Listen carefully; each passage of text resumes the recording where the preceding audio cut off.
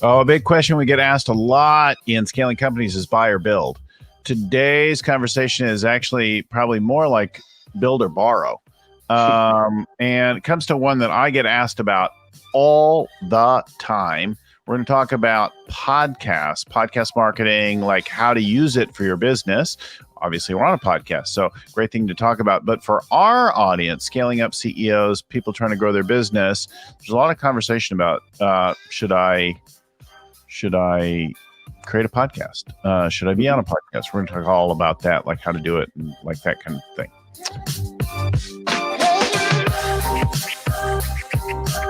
Hi, everyone. My name is Bill Gallagher. I'm your friendly neighborhood scaling coach, host of the Scaling Up Business Podcast, one of the 200-some scaling up coaches around the world. And I have the privilege and pleasure of hosting our shows every week on the subject of scaling up.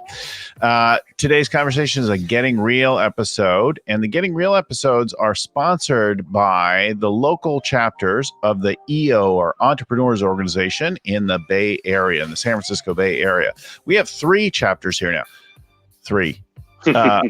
3, 4, 3. No, I'm projecting maybe. So we've got chapters all around the Bay Area. We've got lots of members, and those members are connected to other members in 65 some countries, 15,000 plus members around the world. It's a member-led peer kind of an organization where you connect and support with other entrepreneurs trying to grow and develop themselves and their businesses. It's an extraordinary organization. I've been a member. I first joined about 21 years ago, and I am currently the president of one of the Bay Area chapters, at least for the next year.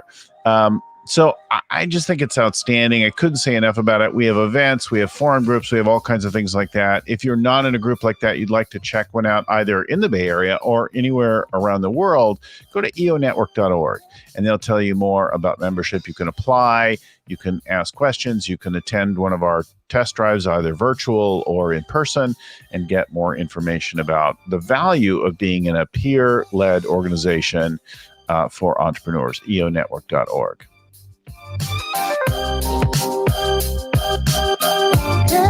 All right, I'm joined now by Mark Colgan, who doesn't exactly have a Portuguese accent, but he joins us from Lisbon, and he'll talk about, he's got an extraordinary agency that we've worked with a lot for booking guests on our show. They've been a great source. And so many of the agencies that send us people, they're just not a great fit. They're fine people, I'm sure. Entertaining, they love their mom, like that kind of thing. They're good stand-up people, but they're not always a great fit for the show. And Mark's company does a great job of sending us some pretty good people. And I thought it'd be great to talk about this subject. People ask me all the time, should they start a podcast and could they be on our podcast, that kind of thing. And I thought, well, we should get Mark on and talk about that. So we'll talk about all that, but we're going to do it against the lens of growing his business. So Mark, welcome to the show. Hey, Bill. Thank you so much for having me. I'm really looking forward to it. Now, this isn't your first business, right? How did you get into this line of business? What went wrong with your childhood that you decided this was a good idea? What went wrong in my childhood that I wanted a lifetime of pain as an entrepreneur, Bill? I think that's the question. That's the question. Yeah, well, how far back do I go? Well, I actually had quite a traditional upbringing, had lived with my parents, went to university, and always had the mantra of go to university, work hard, get a good grade, and get a good job, a corporate job. Both my parents have been in the corporate world working for some of the largest companies in various positions. And I went to uni with that objective. I was going to go to university, get the job. And that's exactly what I did. And I went straight from university into work. I worked for one of the largest recruitment companies, then went and worked for a huge company called Experian, who you may well know, like Equifax in the US. And I basically did that for about 10 years of our post-uni, or maybe 8 years. And I got to the age of 30 and I just thought, I haven't taken a break. I went straight into work. And I decided to take a gap year. So I had enough savings to put money down on a house. And I thought, do you know what? I'm just going to go and have fun for a year. So I traveled to South America and Southeast Asia. And whilst I was traveling, I'm telling you the short version, but whilst I was traveling, one of my old bosses contacted me and said, hey, you know that stuff you did for us before, could you do it for a friend of mine's business? And just name a price, I'll sort the sales out, and if you can be around to implement it, then you get the money. And I put a price that I didn't really want to do the work because I wanted to have a year off and have an early retirement. And I ended up getting the project, completing it in about 10 days. And I thought, I'm not going back to a 9 to 5. I've got a skill here that is in demand and people will pay well for. And I can do that whilst I'm working in a hostel in Santiago, Chile. So that really was the beginning of my kind of entrepreneurial journey. But it took 8 or 9 years of corporate experience in the making to kind of build up the skills and the experience that I then utilized in my entrepreneurial career. You and Tim Ferriss were like, what could I do? How can I make a living somewhere unusual and all of that? Absolutely. Yeah. It often doesn't turn out quite like that, but there is something enduring about that, like controlling something, more self-control, more self-determination, the chance to express something, right? That we hear again and again. Absolutely. What do you think's been your luckiest break so far then? I don't really believe in luck, Bill. I believe that you create your own luck, but I do believe in serendipity and in karma.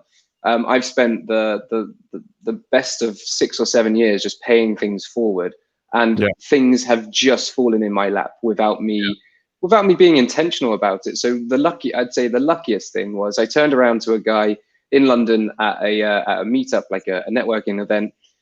He was an older guy. He was Australian. We got chatting, and I said, like, hey, what are you doing here? Like, what are you working on? And he just sold his previous company, and then he was working on a new startup in stealth. And I was like, okay, cool. Well, I'm in the world of marketing and sales, so if you want to bounce any ideas off me, more than welcome to. Fast forward 4 months, I'm in a Techstars accelerator in North Carolina, in MetLife Cary, preparing for a demo day with this guy who I've only met 4 months ago before, and I just happened to turn around to him before we left for the night. And he has the same attitude of me. There's always one more conversation that you can have. So when you're walking out the door or you're walking to the bar, have that last conversation, because you never know where it's going to lead to. So I'd say that's probably the luckiest person I've spoken to, and what the result was.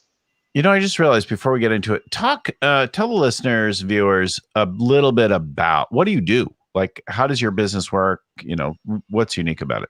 Yeah, so my main focus at the moment is speak on podcasts, and we're a guest booking agency. That's the category that we fall into. But just imagine we're a talent agency for B2B tech execs who want to speak on podcasts where their ideal audience are listening to.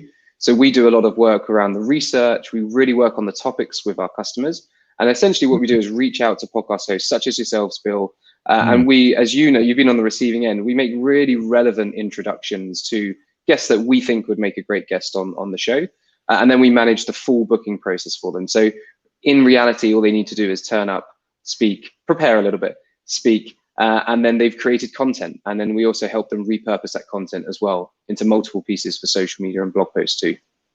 Oh, so you do the adjusting of the content and the repurposing out into... We do, yeah. It's an additional service. So not every customer takes that offer, but those that do, we listen out for when the episodes go live. Or, you've got a great team behind you that are keeping guests always informed when episodes go live. So when we get those emails in, that goes through our process and we churn out several pieces of content for them. Really nice. I think that makes a huge difference. That's probably an area that we're grappling with, how to do a better job of that. Listening, talking, noodling on that for the last little bit. But that taking, like, you develop some content, but then if you don't put enough little posts and teasers and things like that of it, you don't get the maximum mileage for it that you could. Absolutely. Yeah, and we use a company called Subly to put subtitles on, and it's great. You just put the video in, and you have to pick out the right bit of the interview. That's a really challenging part. But you put the video into Subly, it burns the subtitles on. The accuracy is incredible, and then we just export that, and it's ready to go. So it's a good process that we've got, and great tools to help us enable it. Some of the subtitles on YouTube videos and stuff are pretty bad. Yeah, they are. I don't think that's what he said there. Really good. So, well, let me just share an observation here, a little bit off our standard topic, but the majority of guest pitches that we get are not particularly on point or on topic. They're only like in the vague vicinity of our show. And they have very mail merge, boilerplate kind of, because you've got a business podcast, we think this is the perfect guest. And they've been great on whatever. And they can talk on X, Y, Z, A, B, C, 1, 2, 3. Like, oh, they could talk on 10 subjects. You know what? I don't want somebody who could talk on 10 subjects. That's probably the biggest reason that we don't accept people. And maybe it works, but on going out. But I'm always interested in what's the one thing that you're going to talk about, and then some stories or examples around it, but like one core idea. And that's probably the rarest thing that we don't get focused, is one core. I want to lead with this. Yeah, I think the templated mail merge, it works if you're sending enough numbers, just like outbound sales does. If you send enough emails, you'll eventually get that 3% or 1% conversion rate. The way we look at it is we are the custodians of our customers' brands and their reputation. We definitely don't want to send out volumes and volumes of emails. So we take a lot more time to really understand the audience and the value that they can bring to the audience of the podcast host that we reach out to. And as you mentioned, we suggest usually one topic, which is usually related to a previous guest that you may have had, or maybe something that we've seen in the description, but we listen to the podcast as well. So I know how to automate things. That was my first business. I set up a marketing automation consultant, essentially. Yeah. But there are so many things we don't automate because we really know that the value is in the human touch and the human context and finding that relevance. So that's really useful. And I think being a guest on a podcast is a brilliant thing. And and every time I talk to a coach, a consultant, an entrepreneur, or whatever, and they'll talk about, how did you start creating your podcast? We're thinking about creating a podcast. I'm like, there's a million podcasts out there, and they're all scrambling for audience and that kind of thing. Don't bother. Go be on 100 episodes of somebody else, and then think about creating your own podcast. Go get your own message out there a bunch. Most people that you don't want to, like, being a podcast host or a newscaster or whatever isn't your ambition. You want to grow your, whatever it is, your SaaS business or that kind of thing. So figure out that message and get that out there, and how to create value and be compelling and get everyone else's audience. Building your audience is hard work, slow gains, right? Yeah. So use other people's audiences, which is, I think, the main thing I tell folks is go be on a bunch of shows. Yeah. And that's exactly what we saw as the opportunity with Speak on Podcasts. And as you're right, it's really hard to build your own audience. And I'm not saying don't build your own podcast, but at least try and speak on other people's podcasts first, because you might find out that you don't enjoy it. We've had customers that we've worked with that at the beginning, they felt very nervous and they were a bit hesitant and they weren't too sure how they were going to come across. We give them coaching. So we have a professional speech and presentation coach that we partner up with our customers up with.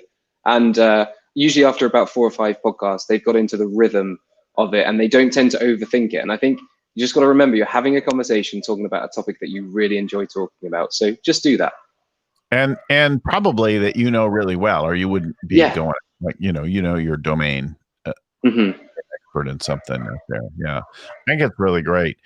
Do you also work with them on getting their mic, their camera, their lighting figured out? We make some recommendations. Yeah, we're noticing that more podcasts are moving to be video podcasts, or video recorded as well. So we do share some recommendations. We can't force anybody to buy a particular kit, but we say this is a range of things that you should invest in. And if there's one thing you're going to invest in the microphone. And ironically, I'm not using my microphone right now because the cable is a bit loose. So I need to get a new cable for it. Shame, I know.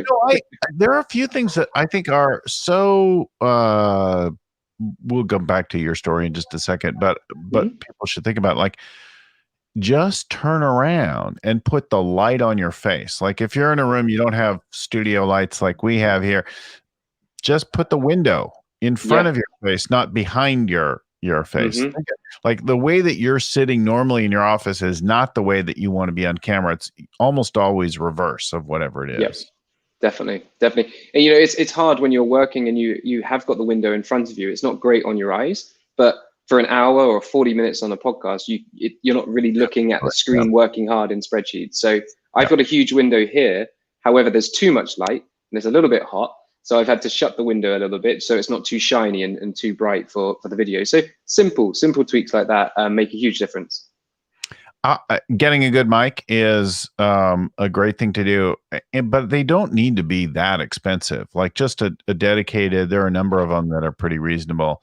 Upgrade the sound. What do you got? You got that Yeti one? Blue Yeti. Yeah. It's I think $100 if I remember correctly. Yeah. I have a different one that we use for travel. It's an Audio Technica mic when I'm on the road somewhere and I have a little portable kit that I carry with me to set up in a hotel room or somewhere like that. This one is more of a $450 kind of a mic, but simple thing like that, like just upgrading a little bit can make a big difference. Wearing headphones, I'm wearing little in-ear monitors, lets you hear how you sound to yourself and get comfortable with that. I think that makes a big difference. Yeah. And kid aside, prepare. At least listen to previous episodes. Don't be caught out by the quick fire round at the end where you get asked questions and you weren't prepared for them. The little things can really make or break your podcast interview.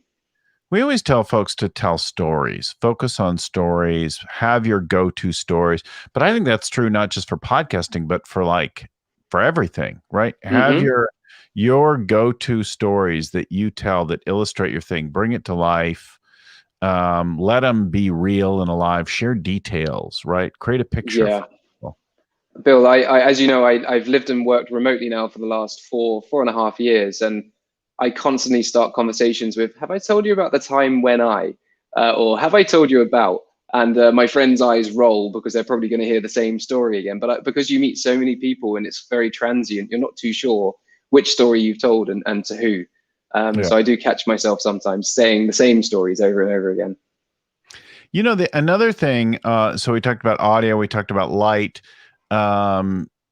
isolate yourself, lock the dog in the closet or whatever you need to do to do your best. There have been times when our dogs made a noise and you can hear it in this studio here. Then we've got kind of a little purpose-built studio in the home now that used to be in an office. It actually sounds better. It's quieter here. But the other one is camera. So today I'm using a very fancy thing that the vast majority of folks are not going to set up. I have a DSLR class camera coming in through a video switcher, and I'm looking at my Zoom, or in this case, StreamYard apps in a teleprompter. So your eyes are very nearly the center of camera for me, which always kind of keeps me connected. That's not so easy to do for most people, but here's a simple hack you can do. Put your camera on a little pogo stick or a selfie stick and suspend it in front of your computer window. Like, the monitor's here. Put the thing on a little stick right in the middle of your monitor. And so you're making better eye contact with your guest and the self and the camera. Get those things aligned. You might not want to work all day with a camera sitting right in the middle of your screen. You could pull it away, put it back on top. But what a difference it makes if you can start to get a little bit better eye contact. Yeah, and Bill, I discovered a new app. It's called, my eyes are wandering because I'm looking at my phone to get the name of the app. It's called Camo. And what it does, it turns your iPhone into the camera. And you plug that in. Yeah, and I mean, the quality is fantastic. I'm in a temporary apartment at the moment, so I'm not in my ideal setup, so I can't fit the tripod in. But I've been using that of late, and it's been an incredible quality camera from a modern iPhone or modern Samsung phone. It's far superior. Way better than most of our desktop and even some of the add-on cameras. Yeah, it's often better than those to get in there. And you could stick that in the middle of your screen as well and look at that or align differently with it. I think it's a really good tips. The other thing, I have a bad habit of this, and that is that I have my principal interface and stuff right here, which is really great for being on camera. But then my notes, calendar kind of things might sit over on this side, and then my slides, if I'm doing slideshow kind of thing, are sitting over here. So there's a screen here and a screen there and a center screen where the camera is. So I've essentially got 3 screens, but every time I look over here and there, it's a little distracting, or worse yet, like, look down at the phone or something like that. Like, trying to stay centered and focused makes a difference for the viewer. I notice on playback, when I'm looking at myself, I'm like, oh, I did that again. Yeah, I'm doing my best to stare at the green light on top of my laptop now as we're talking now. I'm not conscious about it at all, Bill. There you go. All right, so let's get back into kind of your story of growing the business and that kind of thing, with our aside of tips for the listeners about being a guest on podcast and doing that. I think it's so much more efficient. I didn't start that way. I still think it probably would have been better had I done it. The only reason that I did this is I had a dear friend with a very top-ranked podcast. Shout out to Jordan Harbinger, who was one of my forum mates, and he said, "Dude, you should get a podcast. You should start one."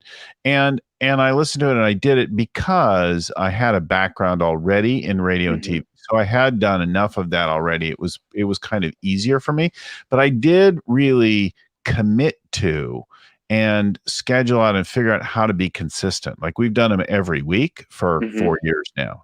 So that, like, deep commitment early on is something not everyone figures out how to go into production with it.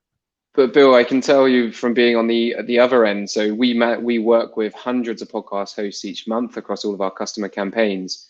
There are a few that stand out to us that just have their process completely nailed down. And obviously you've got Lucy supporting you as well. And you've got a really, really slick process. You are a pleasure to work with. You'd be so surprised how many podcast hosts are very disorganized on the back end of the podcast as well. So, I gotta get that one. Oh, I gotta do this. Oh, I gotta do that. Yeah. Well, a lot of that's like trying to do everything yourself, right? I knew right from the beginning, I'm like, I am not even gonna try. I'm a busy guy. I like doing the show, but all the prep before, during, after, like that kind of thing, I'm just gonna do this part. Yeah, that's smart. So let's talk about yours. So what I already asked you your lucky break. What would you say has been your biggest challenge so far? I think the biggest challenge, so a more recent challenge, has been hiring the right people at the right time. There isn't really, there's not many businesses that we can model ourselves on that do exactly what we do. There's really only a handful that I would, respect and say do a good job as well. There's a lot of them out there that don't do a great job, and the mail merge, as you mentioned. But it's hiring the right person. Do I need an ops person or do I need a project manager? We've got 20 people now. We need a HR person now. So it's just knowing what to hire and when to hire. And then when you're starting out so we've only been going for 1 year and we're almost up to 20 full-time employees. So that's fast growth. And you're still, at times finding your feet with your positioning and pricing and processes. So it's been a challenge to do everything at once, I think, is the biggest challenge. Yeah, it's interesting to figure out that balance, right? Find the right people and then have those people continue to scale with you and move with you over time. We have a couple teams under 50 employees that we work with deeply now, as in our private coaching work. And they're like, oh, maybe it's time for us to get an HR person. I'm like, yeah, I don't know. Unless we're planning to go to 100, like really quickly, you can outsource that. You can get a contractor consultant type to do the HR work that you've got. And you've got a couple different segments, right? We've got talent recruitment and retention and talent development. And then we have all the administrative and the payroll things. And those are all really distinct and different types of things. They don't all have to be with the same person. Certainly, we've recently started working with a consultant who's helping us just put in more robust processes. Because, when you're a 5-person startup and someone says, can I go on leave next week? You're like, yeah, of course you can. Just make sure you're out of offices on and have a good time. Whereas now we've got people asking for time off at the same time. And what's the policy there? And I don't know. We haven't come across this just yet. So having that external consultant who brings in all of that experience at a fraction of the cost of hiring them full time is the smart thing to do. Yeah. One of our dear friends helping to identify and train people, like clarify process and train people on process. Chris Ronzio at Trainual just celebrated their Series B round, raised 27 million, I think it was, with and they're really great success story of using our work and scaling and growing their business substantially. We're a customer, so we're using Trainual to onboard our new starters. So yeah, it's a fantastic tool. Awesome. Shout out to Chris. And then if you want to manage that over time, one of our past sponsors, Sweet Process, is more like checklist type thing for managing it over time. We have some of our clients using that as well. Yeah. So that's your challenge. Any big breakdowns, any crises that you've had to go through at this point?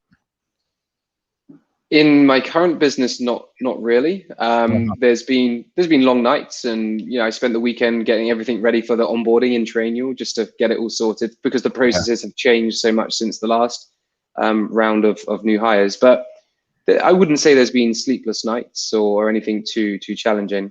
I think the biggest challenge that I faced a little bit further back was when COVID happened in 2020. I was running another business which was all about top of the funnel lead generation and data enrichment.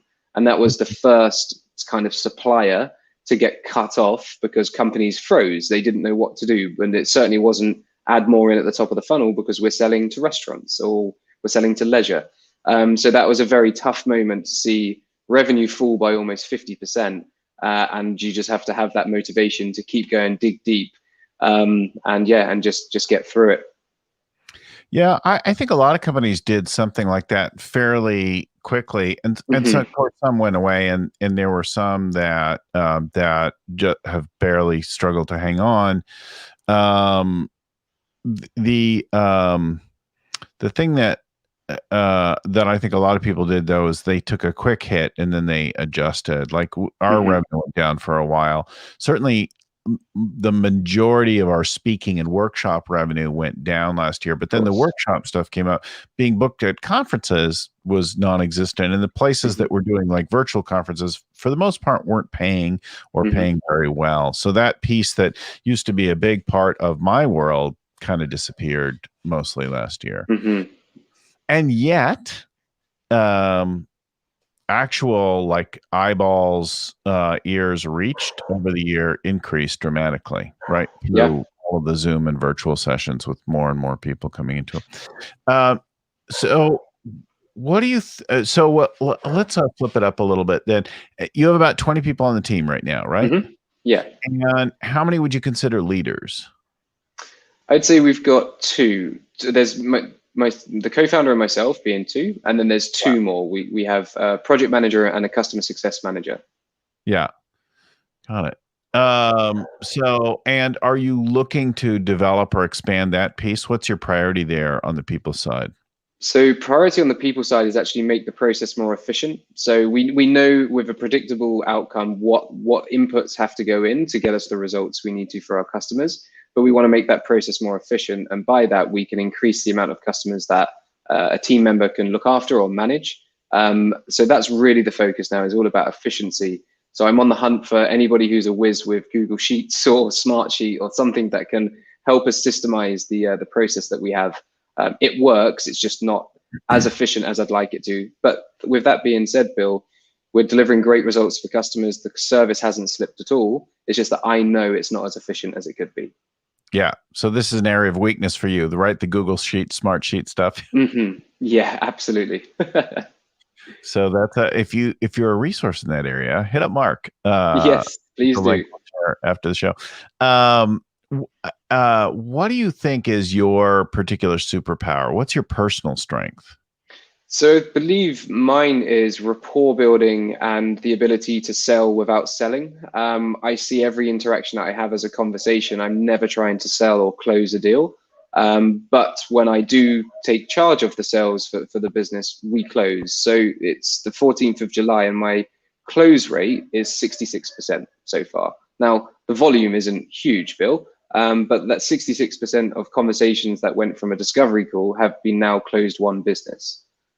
Which is a pretty high percentage. So I think my ability to be seen as the trusted advisor and be the trusted advisor. And there was somebody that jumped on a call, one of the ones that I didn't, that didn't close. They wanted to use guesting on podcasts to generate leads.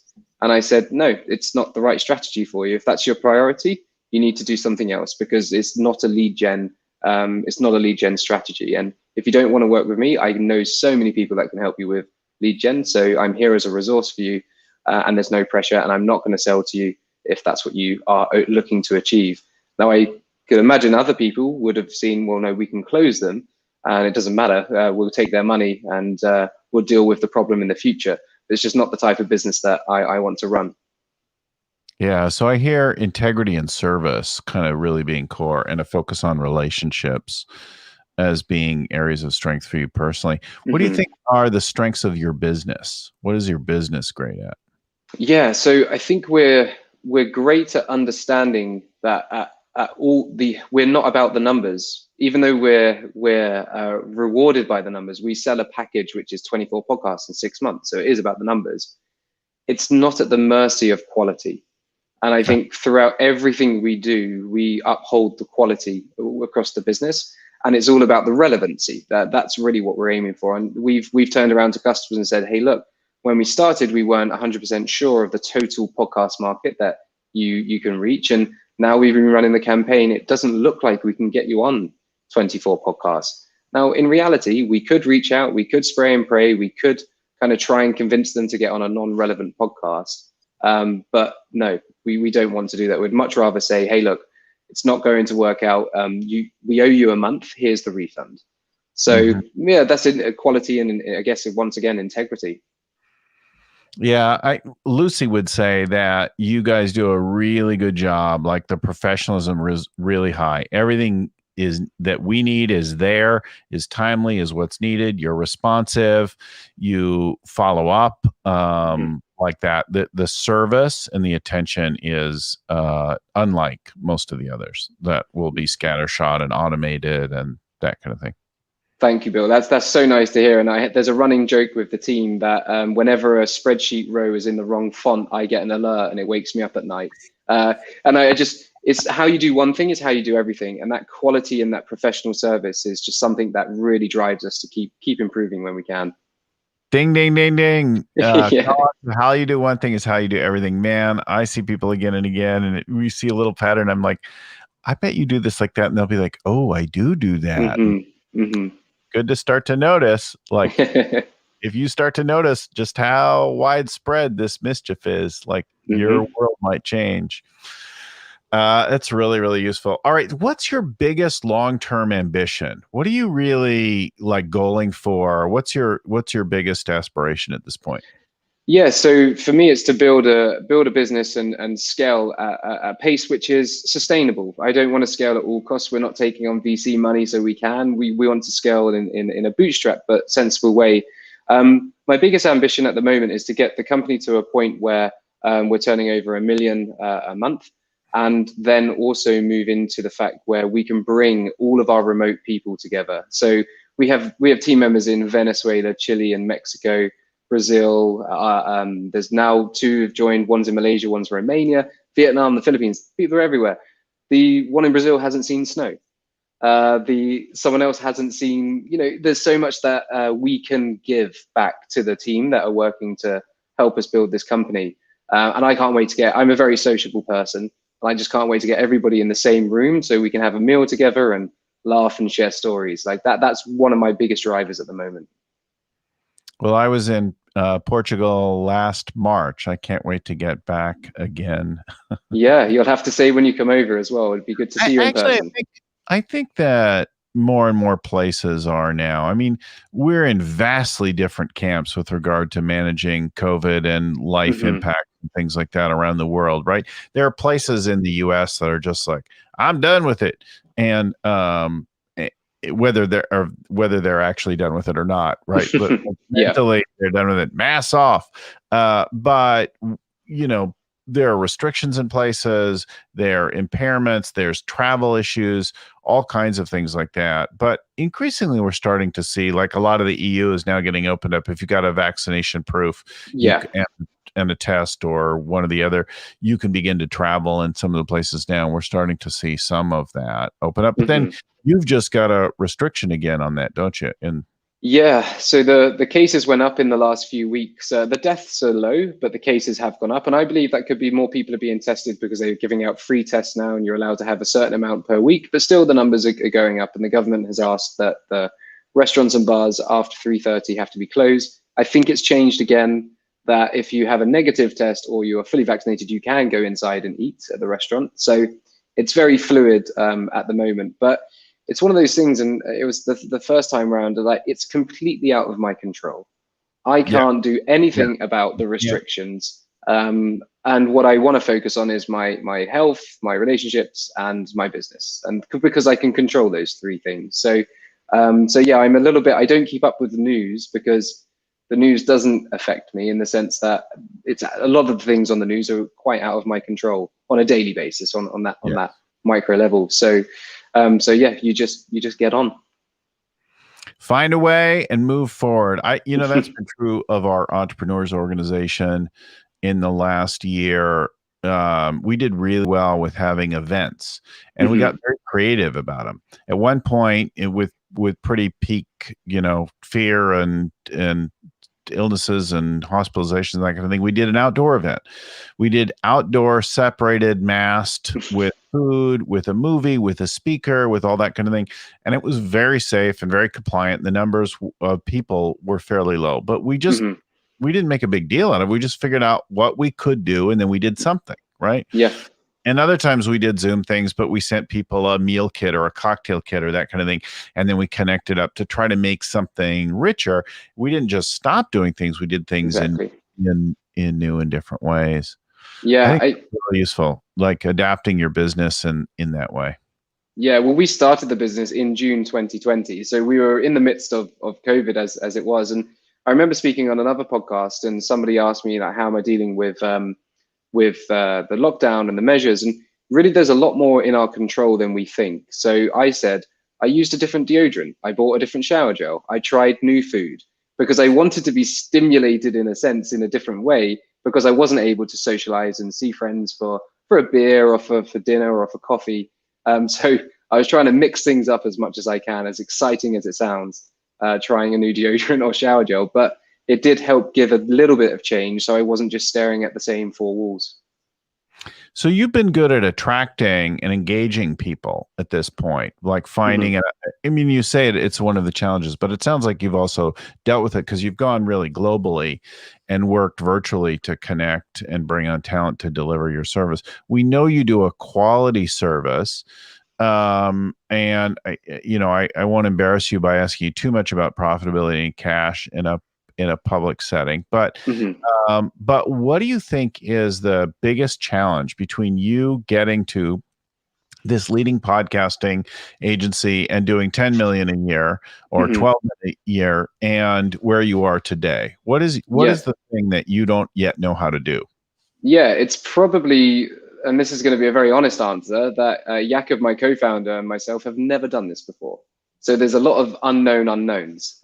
So I think that's one of the biggest challenges, is knowing when to make the right moves. We've been using our rationale and logic and at times gut feeling so far, and we haven't been doing too badly.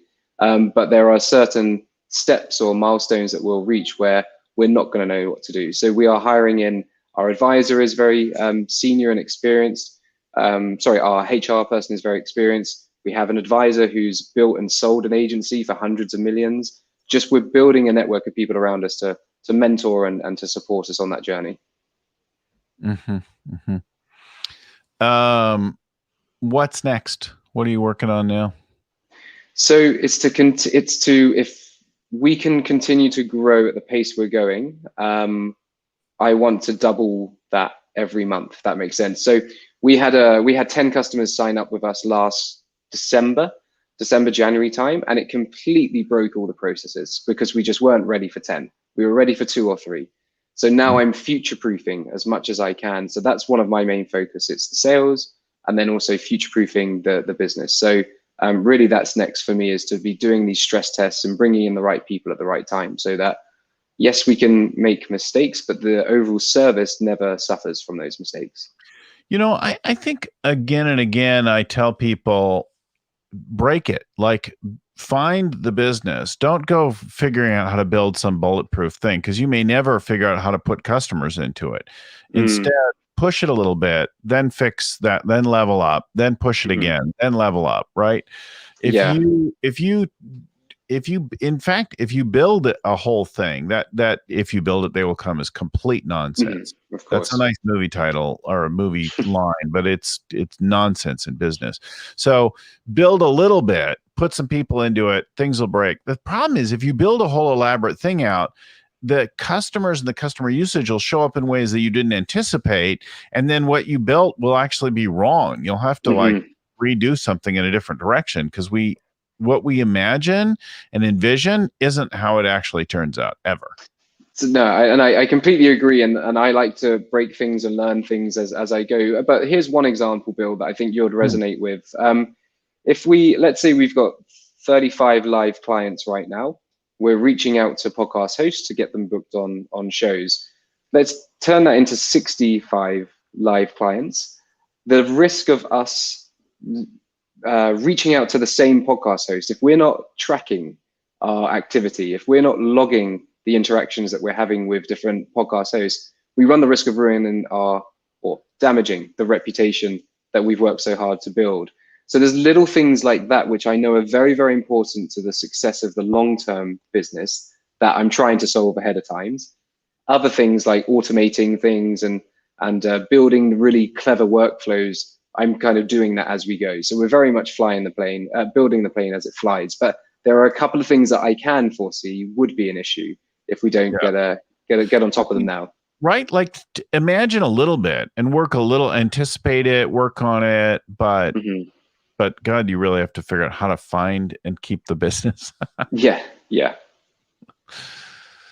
Oh, nice. So quick reminder about our sponsor. I mentioned the EO organization. EO is a peer-led, member-led organization of entrepreneurs with chapters all over the world. It's a global network. We have 3 chapters in the Bay Area that sponsor this program, and we're proud to work with. I've been a member of 2 of them. I joined one, and then another one is a new chapter in the Bay Area that I'm president of this year. In the East Bay Area, we have Silicon Valley, we have the core of San Francisco, and the North Bay. And then they're connected to chapters across 65 countries and 15,000 members around the world. So you can do things and connect with entrepreneurs all over, and then you can spend a lot of time with people kind of in your backyard. And it's just a great place to learn, to grow, to connect together, to share experience and support each other in developing your businesses, and then managing that in your overall life. If you'd like some more information or check it out, go to eonetwork.org. eonetwork.org is the place to go. Check out the Entrepreneurs Organization. Mark, before we run out of time, where should people go find out more about your service? Sure, yeah. So you can find out more about Speak On Podcast by going to speakonpodcast.com. We try to keep the name as simple as possible. And you can always reach out to me on LinkedIn. I'd be love to hear from you. And if you can let me know it was from Getting Real with Bill, that would be really useful for me. So go to speakonpodcast.com. They'll help you figure out how to be on the podcast and what to say and help you hone it, and then help you make the most of it after you're on the show. They have a package, as he said, to get you on 24 podcasts over a 6-month period. That'll really boost your visibility for your message out in the world. I think it's a great idea. I haven't done it with you directly, but I've been on the other side of it, and your guests are like, boom, we can slot those people right in. We can use them. When you bring us somebody, I know it's going to work. So amazing. Really appreciate that, and glad to feature you today and let our listeners, viewers get to know a little bit about the service and what you do. And that's really well. Big thanks to Lucy Summers producing in the background. In this case, she's sitting actually in an airport. We were both out of state last couple days, and she got stuck while I skated through by the skin of my teeth, made the connection. She got stuck overnight, is sitting in an airport right now, producing, getting things going in the background while we run this show. And I just think she's a rock star champion, keeps our thing going. So big shout out to Lucy Summers. Also to Vern Harnish, author and creator of the Scaling Up Framework itself, our originating guru in the world of scaling up. And to the folks at Podfly Productions, Albie Burge, who produces and edits our audio each week. And to Ein Codina, who writes up the show notes, and Tim McGowan, who proofreads everything. Thanks again, everyone. If you want to drop us a line, give us some feedback, get in touch with our guest, or find a coach in your area or that kind of thing, we're happy to help you. Just send an email to info@scalingcoach.com, info@scalingcoach.com. Thanks again, everyone. Keep scaling up. We'll talk to you next time. Bye-bye.